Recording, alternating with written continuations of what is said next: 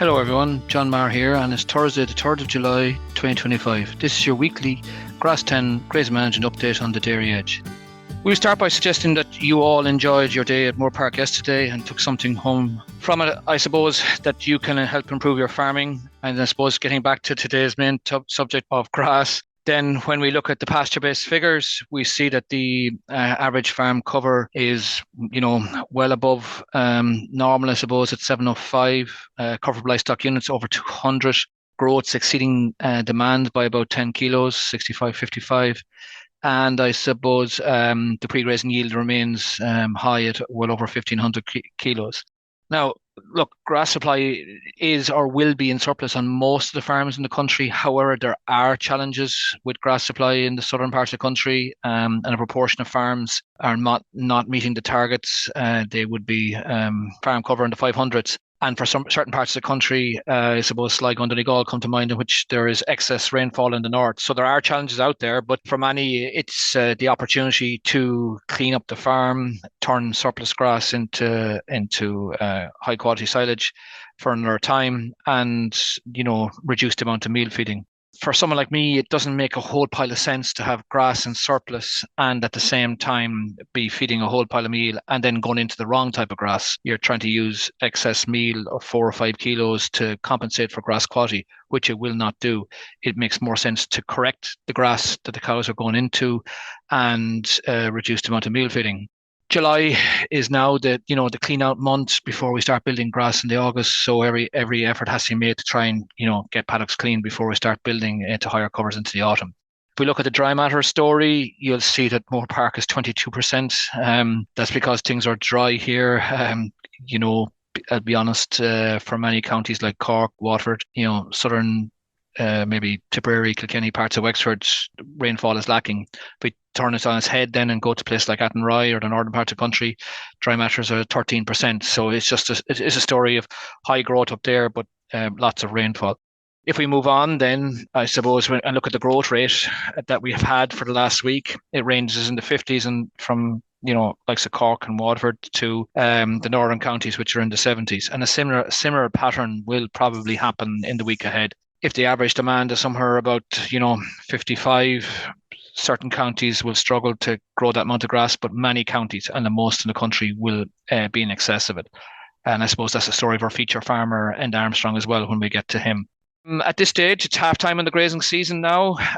Grass production so far for the country is well above last year. That wouldn't be hard, but also well above the 5-year average at over 6 tons of grass grown per hectare. So at the same time, then, we need to take stock because it's half time and to review particularly where we are with the remaining nitrogen and P allowance on the farm.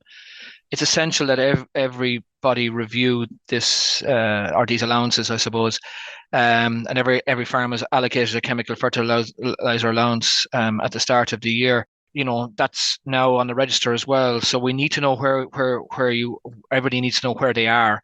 And then by default to know how much fertilizer allowance is left, especially in terms of nitrogen. People in Grass10 are going to suggest that we have a minimum of 50 units of nitrogen per acre left from the 1st of July. That's a minimum. We're going to suggest that 20 units per acre is for the month of July and that there's 30 kept for August into September. If there is a higher allowance available, great. You can spread a bit more in July and have a bit more to grow grass in the back end. We also have to make use, though, of what we have in the collecting yard, what slurries in the yard, and what clovers on the farm, and to use these wisely because fertilizer allowances can be tight. The figures I've given you are, based somewhere on a chemical nitrogen allowance of about 212. There are farms who have a higher allowances than that, and I understand that. If we look then at our current grazing management to finish off this podcast, 85% of farms and pasture base will have or have surplus grass. The pre-grazing yield is too high, close to 1,600. This is, going to result in lower animal performance and poorer cleanouts. It is, it is hard to justify the figures that are come back to us in pasture base in terms of 4 kilos of meal when grass supply is in surplus on many farms and cows are going into the wrong cover. Milk protein is actually a very good indirect measure of grass quality on the farm. It should rise week on week from now on. That's what should happen. And there are those farms then, unfortunately, who are tight on grass supply have farm cover below 600.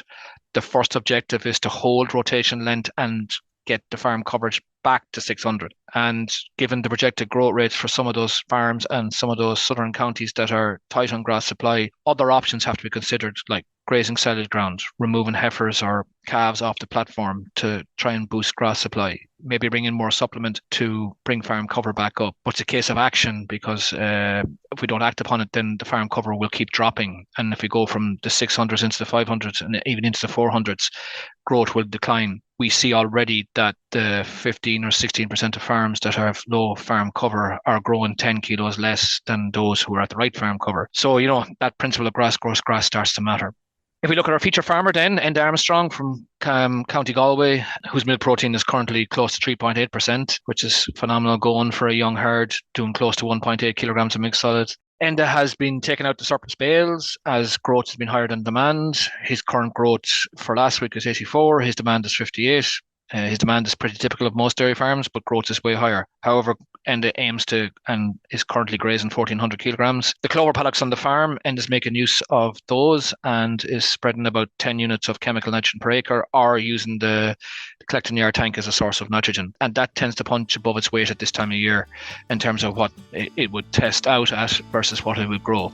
So finally, I suppose, if you would like to hear more from the Grass10 team, subscribe to the weekly Grass10 newsletter, which is available on the Grass10 page on the Teagasc public site, and the link to the newsletter is also available in the description of this podcast.